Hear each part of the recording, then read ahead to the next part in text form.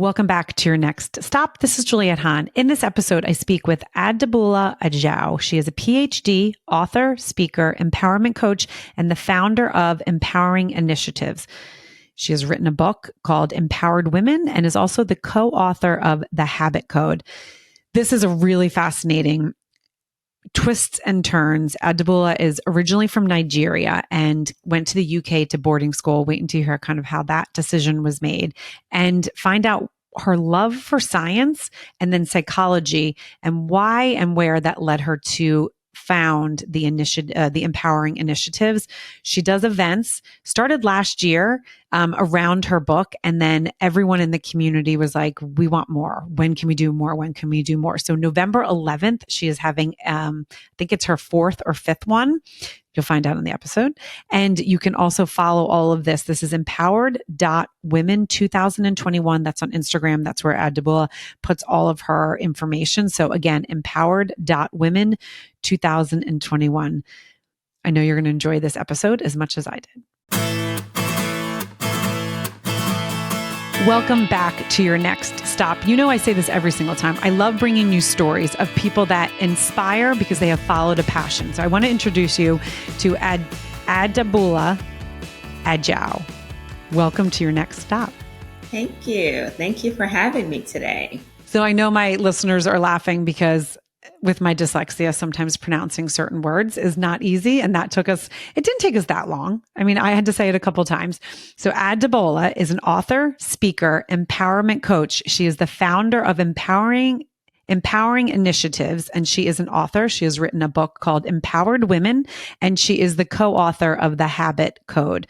Now, I mean, this is going to be so fun because we met. Where did we meet? Did we find each other through social media, which people can find you at empowered.women 2021. And what you're doing, because you're really truly following a passion. I mean, I think you found the podcast and said, I have a story for you. And I said, okay, let's talk. And we talked on the phone months and months and months ago, didn't we? It was before the summer. It was in the spring. Yes. No, we first connected on Instagram, actually, when I published my book a few years back. And we've been trying to do this since then. Right. And I'm going to have you say what your profession is and people again are going to laugh because I'm going to try it. An epidemiologist. So you have a PhD and we're going to go through this. So I would love for you to give like a little bit of a background and how, you went from your professional into following your passion. So can you give us, the listeners, a little bit about where you grew up and a little bit of that kind of background, and then we'll continue the story. Yes. So I'm actually, I'm a Nigerian. I was born in Nigeria, West Africa, and I'm the first of 5 children. And so helping others has always been, that's always been a thing for me. And my mom always told me, you're the first, you have to lead. So being the first of 5 children, also born into a family of educators. So my dad is an economist and a professor, and my mom was a high school principal. So I've always loved the sciences. I've always been a good student, always wanted to be in the medical field. So that's always kind of been my interest from when I was young. And just helping others. I mean, I'm a Cancer. So family and service is like my thing. My love language is service. So that's kind of like how I grew up and lived in Nigeria till I was 16. And then I moved abroad to go to college. Interesting. And I love, because really when you paint that picture of you being the oldest of 5, so I'm one of 5, and you can feel it, right? You were in charge, helping your parents kind of raise the rest of the kids, even if sometimes it wasn't what you wanted to do. It kind of just in your genetics, as you said, as the oldest of 5. So when you moved to abroad to study, where did you study? And at 16, I mean, that's young, right? Yes. I know I was like 17, 18. So you did that faster. Yes. So like I said, I grew up in Nigeria. I moved to the UK when I was 16. And so I went to a boarding school though. So it wasn't as crazy because it was still moving into a structured system, but it is moving abroad as a teenager and living, in a country that you've never been, with a different set of people, different culture, different food, different weather. So it was definitely challenging, I have to say. But I think the boarding school situation buffered me. And I think it also helped me to kind of develop very quickly, to mature very quickly, and become independent pretty quickly. The independence, definitely. Now, was it just yourself, or did any of your siblings follow you there? Or was it, what was the kind of behind that reasoning that your parents and you decided to help you move, abroad to a boarding school? Yeah, thanks for asking. So my dad got an international job. And so we have to move abroad anyway. So we have to move a few countries into the Cote d'Ivoire, which is 3 or 4 countries down from Nigeria on the west coast of Africa. And it's a French speaking country. And, we were raised in an English speaking country, English speaking educational system. So it made sense to just go abroad, to go to UK, to go continue our studies. So my brother and I went, but we went 2 different schools, 2 different boarding schools. And so, yeah, it was having no parents, no uncles, no aunties, nothing. Right. Which is, again, and that's hard. And so when you think about that, and we talk about this a lot on the podcast, when you kind of have experiences as a kid to ground you, but then also help you kind of mature and grow. And it depends on what ages. You always hear the stories of, the kids that maybe didn't have those experiences and then they went to university and they, didn't know what to do because they didn't have anyone there helping them. And it's kind of like this whole mess, right? But getting those kind of stepping stones of like, okay, that makes sense. Let's do that. And it makes sense that your family was like, okay, we don't want to move to the French area because we've always been English. Like, what do we do? And I love that. Was that a family decision of all of you, or was it kind of your parents made the decision and then you guys kind of followed suit, or were you included in that decision? Well, if you know anything about Nigerian families, the kids are not included in decision making. So you were told what to do and then you followed suit. So it was primarily my parents' decision, but I think it was a great decision, being able to leave and be educated in different countries and different cultures. It really makes you well-rounded. It really gives you a different perspective on life. So I think it was a great decision. No, I love that. Now, again, so we hear of all the things that you're doing. Because of your parents being in education, because of your background being a cancer and being, service, helping your parents with the 5 kids, did you have a dream of like, this is what I want to do? I know you said you wanted to go into medicine, but were you very specific in what you wanted to study? Or was it like, okay, I'm going to take kind of the steps to figure it out? Yeah, I mean, I knew I wanted to be in the health field. I think my parents put in my head to be a doctor. I was a really good student. I love sciences. I didn't have a specific area of medicine that I wanted to be in, but I knew it was going to be in that helping people. That was my thing. It was like, really wanted to help people. I love science. I enjoy being with people. I'm a people person. So that was kind of like where I was. And then I figured it out as I went. So, I stayed in the sciences. When I finished my advanced level in the UK, then I moved to the US to go to college to get a bachelor's degree. So I got a bachelor's in biology. It just felt natural. In biology, if you want to go to med school, that's what you do. So I got a bachelor's in biology and a minor in psychology. Now, that's interesting because I took my first psychology class and I loved it. And then I just continued and I took a whole bunch of classes enough to get a minor. And in retrospect, I'm like, maybe I should have been a psychologist because that's really my natural instinct, right? Because I love talking to people. I'm empathetic person. People love coming to me to talk to me about their issues and their challenges. So I was like, I think I should have been a psychologist. But anyway, yeah, I did get that minor, but I think I use a lot of those skills, natural skill sets. Right.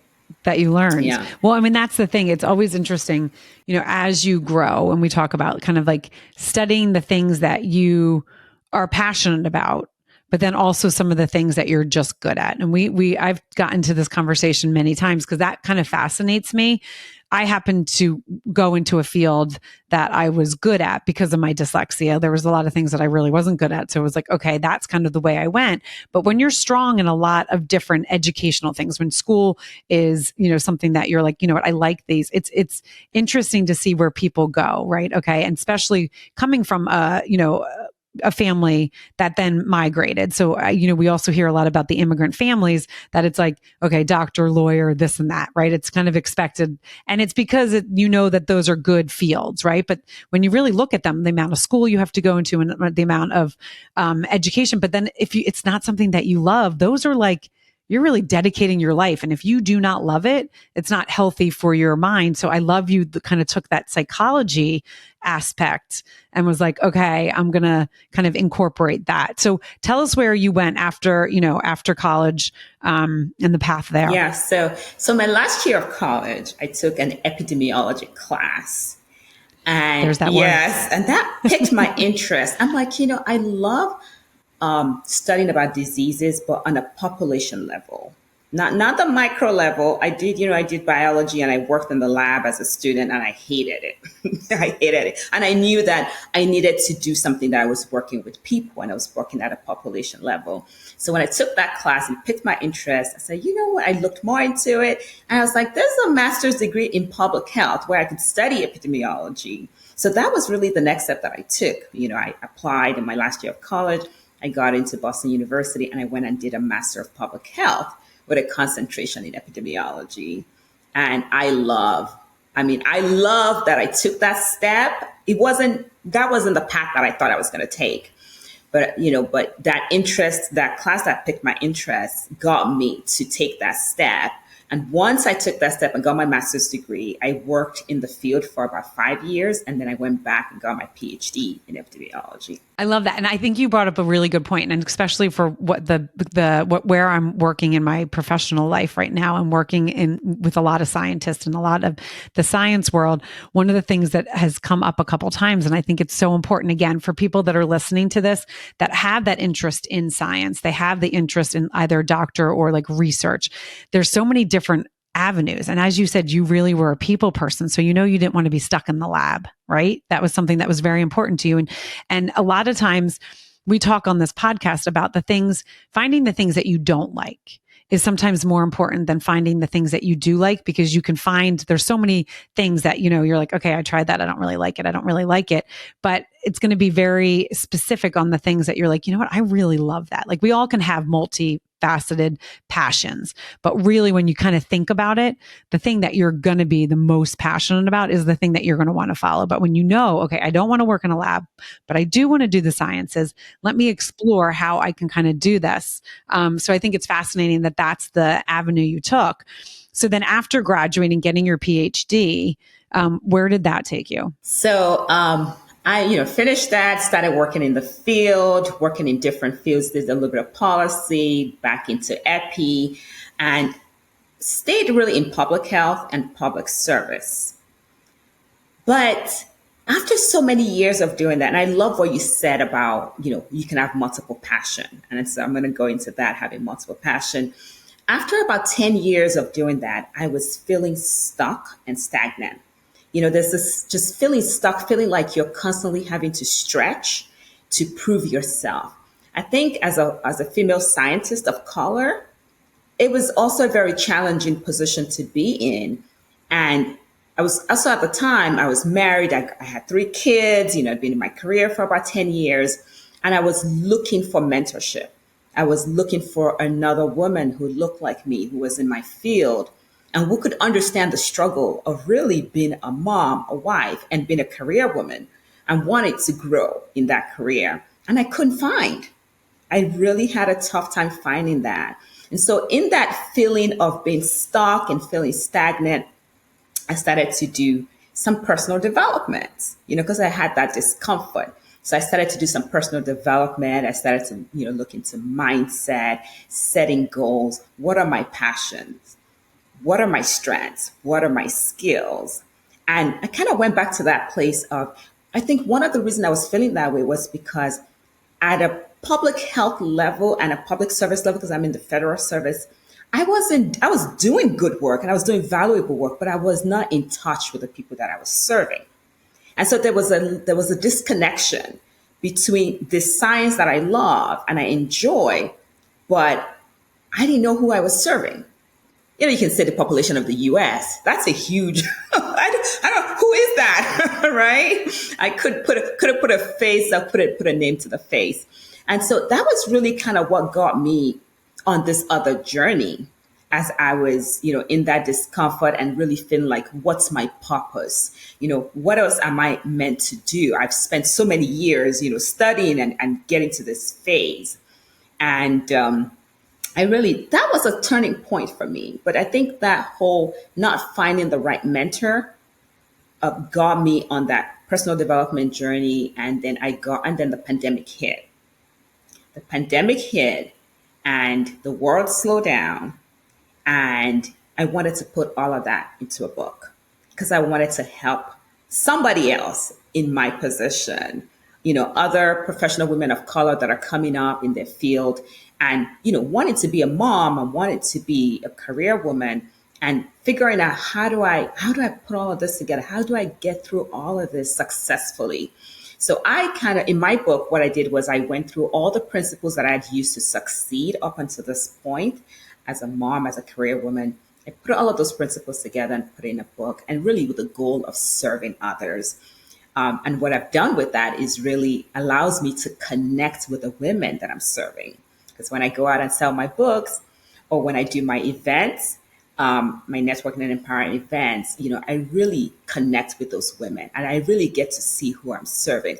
So it's my other passion of working with people and, being empathetic and loving to be around people and that whole psychology part of me and service.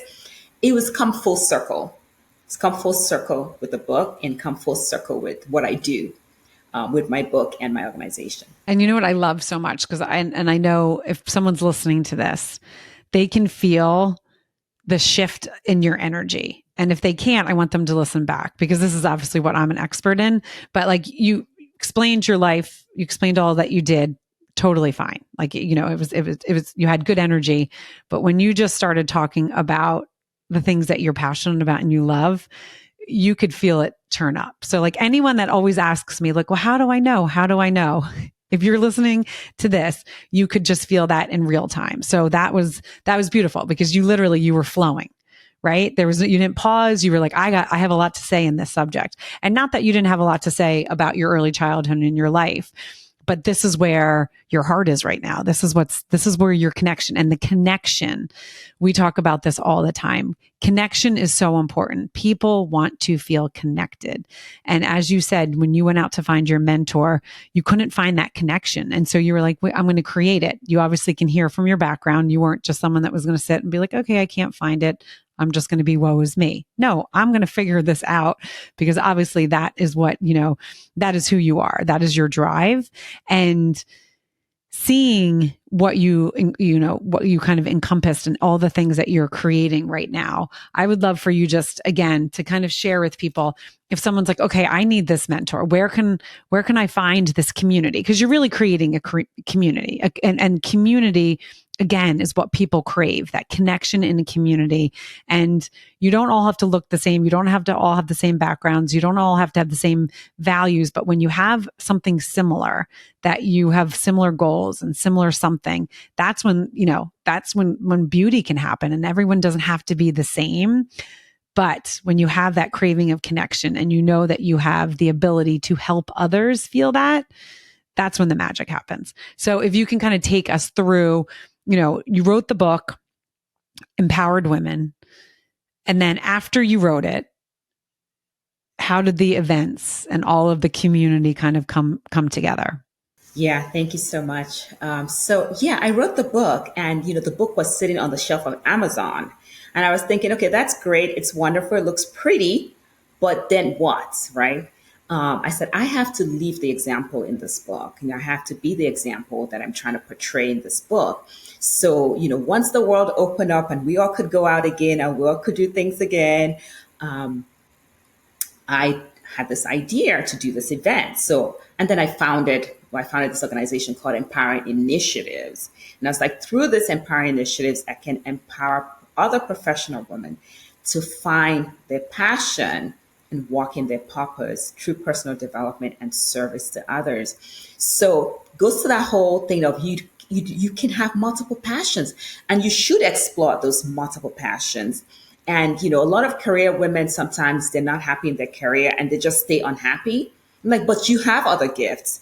You have other gifts that you can tap into. So what I'm really trying to do is encourage women to tap into all of their gifts and see how they can use this gift to serve others, because service is really, I believe, is the highest form of fulfillment.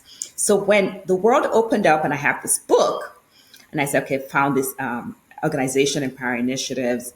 I'm a people lover. I love people. I love women. I want to really be an example to other women.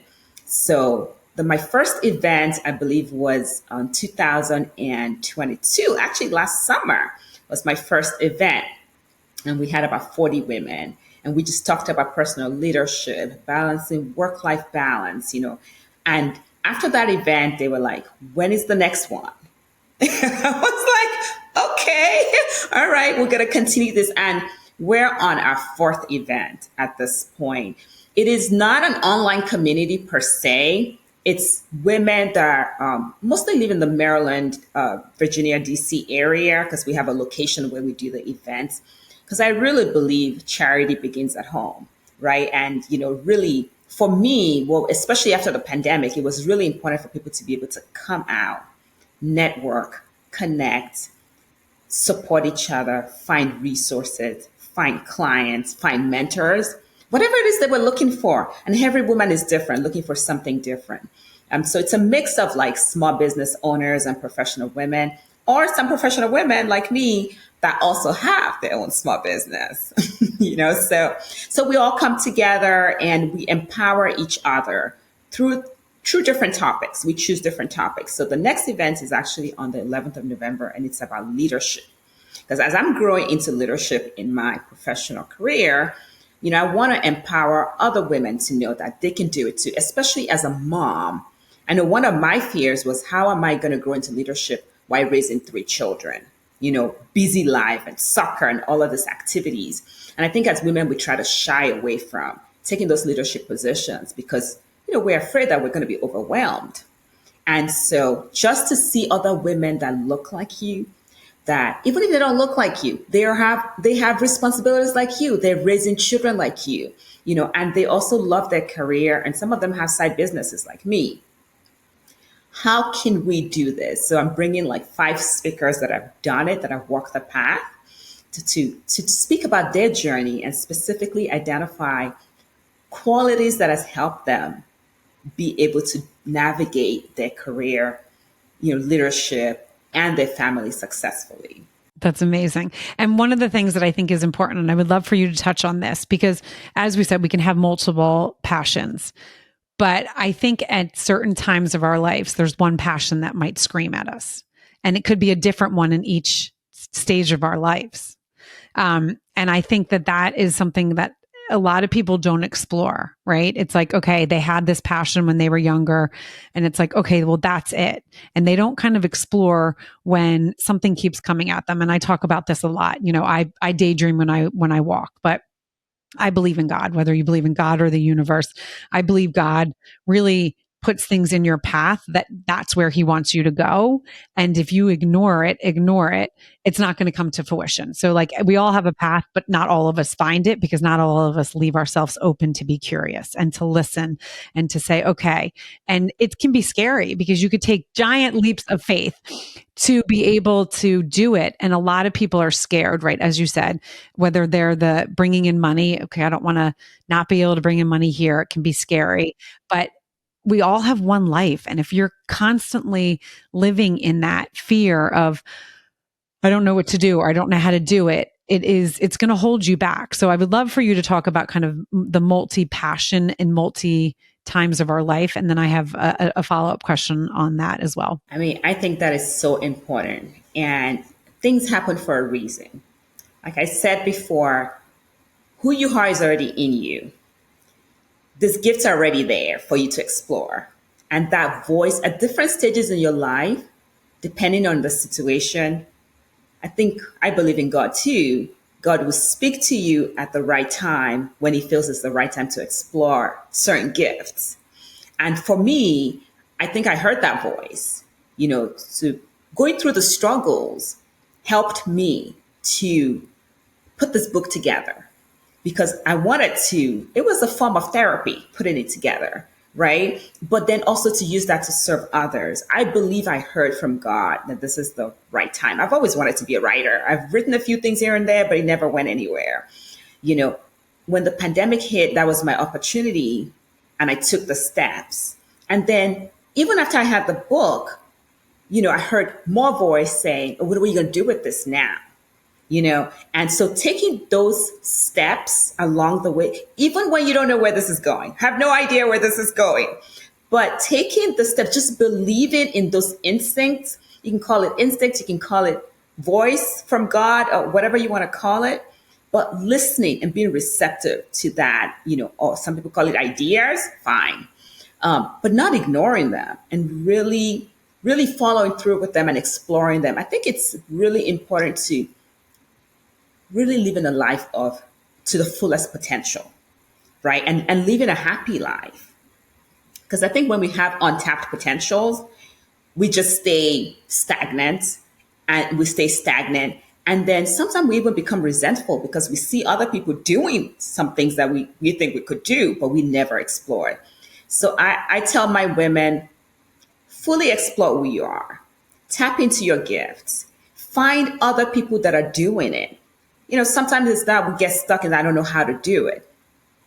There's so many resources online. That's not an excuse, but finding somebody who's done it. For me, when I wanted to write my book, I had no idea. I could put the words together. I knew how to write. After that, I didn't know what to do with it.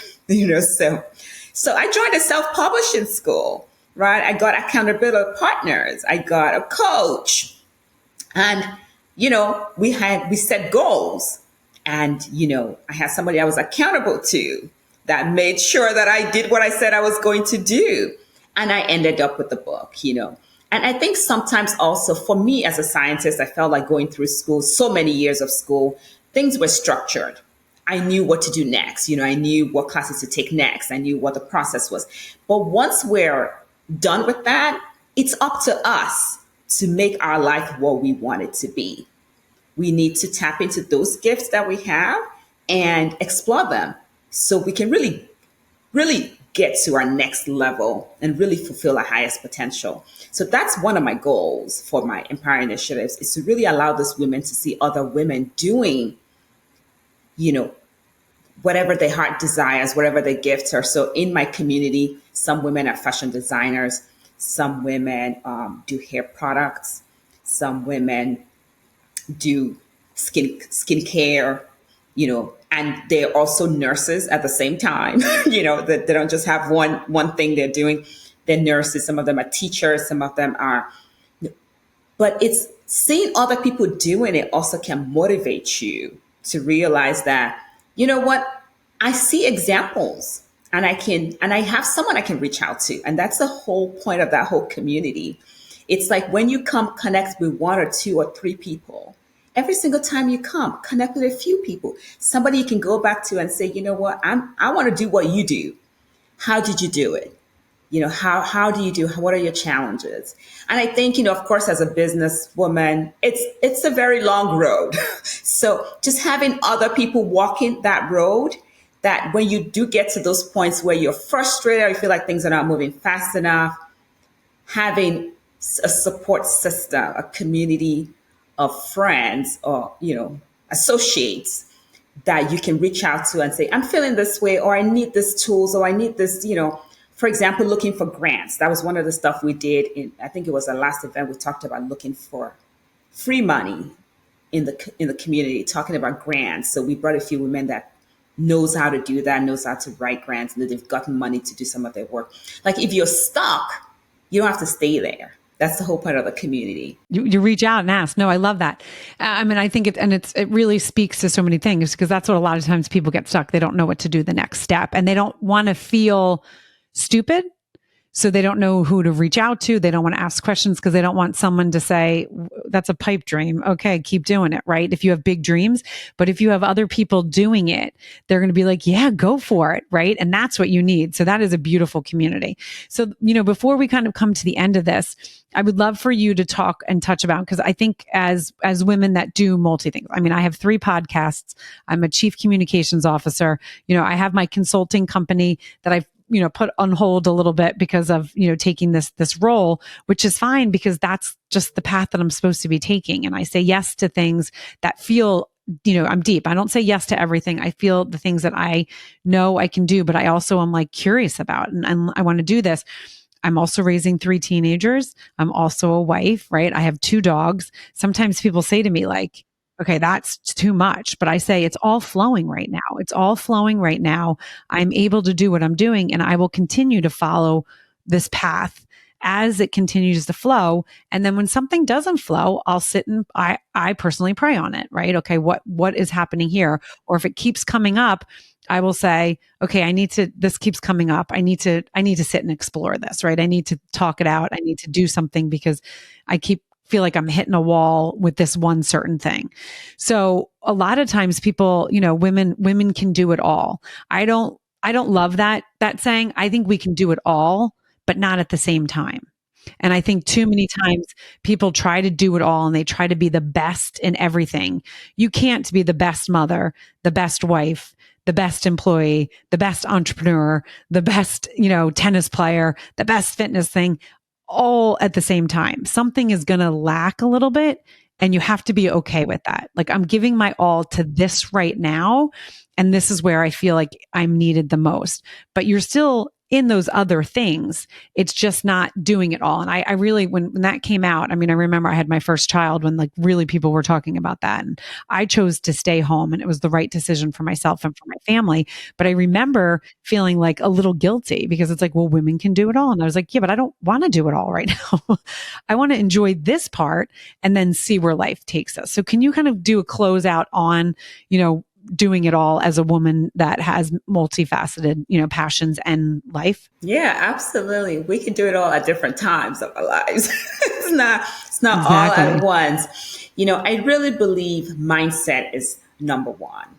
First of all, you have to believe that you can do it, because that's the first barrier you got to break, right? Because we have multiple roles and we wear multiple hats. So we do have the capacity to do it, but we have to set priorities at different times in our lives. So, for example, I have a 16-year-old who is, getting ready to apply for college and do all of that. And so I have to put some things on the back burner because right now I need to focus on her. I need to take her on tours. We need to do this over the next year. But once that's done, guess what? That frees up my time to do other things that are on my list. So we have to set priorities.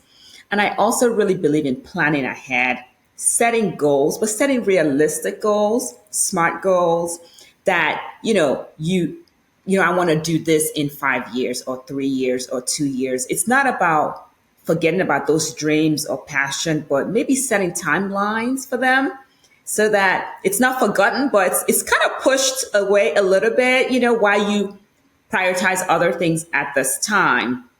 And of course, managing your time, effectively is key. But I think as women, we do that really well because we have to juggle so much that we don't have a lot of time. So we just plow through it. We get it done. We get up in the morning, we set our to-do list, and we just plow through it and we do what we need to do. But I also really believe in delegating, because in this whole world of we're trying to do it all, we also have to take care of ourselves as moms, because if we don't take care of ourselves, if we're like they say, that saying that say you can't pour from an empty cup. So your plate has to be full. Your health you have to be in a good place, in a good state of mind, and also health to be able to take care of others and to be able to pursue all those passions that we're talking about. Anyway, so delegating what can be done by somebody else. Of course, you're a business owner. I'm a business owner. So I have assistants that do certain things, right? And I have people that come and clean my house because I cannot do it all. I cannot be all of those things and keep my house sparkling clean. So Delegating is, I'm big on delegating and also creating a routine, following a routine so that things become more of a habit. And I think with all of those tools, we can do it all at different times in our lives. Thank you so much, Adebola, for joining Your Next Stop and really giving, because I love what you're doing. I love how you're empowering women, but I also love how you did these pivots, right? I love how you kind of followed your intuition. Again, you can find Adebola on empowered.women 2001 is her Instagram, and you can find her books really wherever, right? Are they on Amazon right now? Yeah. Amazon. And that is, go ahead. Amazon, Barnes and Nobles. Yeah. Yep, you can find them where you find your books. Yes. Empowered Women. And you can also find the co-author of The Habit Code. And again, I just love that you're doing this. Now, if someone is in the area or someone is not in the area for your November, you said on November 11th? Yes, November 11th. How can they find that? Where can they go for that? So unfortunately, it's not online. It's all in person. I usually post. But if someone wants to travel, or if someone, but you post it on your Instagram. Yeah. Like if someone's in the area that's listening, is like, wait, I want to be a part of that. They can go to your Instagram and that's where they find it. Yes, absolutely. It's on my Instagram page and I post it every week, until the event happens. Yeah. And it's going to be in Rockville, Maryland. Oh, wonderful. Oh, I love that. Well, I love that. So again, thank you so much for joining Your Next Stop. You guys know what to do. Like, rate, review, and share. You might have listened to this episode and said, oh, that's a great story, but you don't know who needs to hear it. You don't know who in your life needs this community. You don't know if there's a neighbor, there's a friend, there's an aunt, a spouse. Someone needs to hear this because this is exactly what they're looking for, because they have some ideas. They're stuck in life and they want to kind of level up. So don't forget to go follow again Adebola at empowered.women 2001 on Instagram. And again, thank you so much for joining Your Next Stop. I hope you liked this episode of Your Next Stop. Please subscribe to my channel, share with your friends, and join in each week.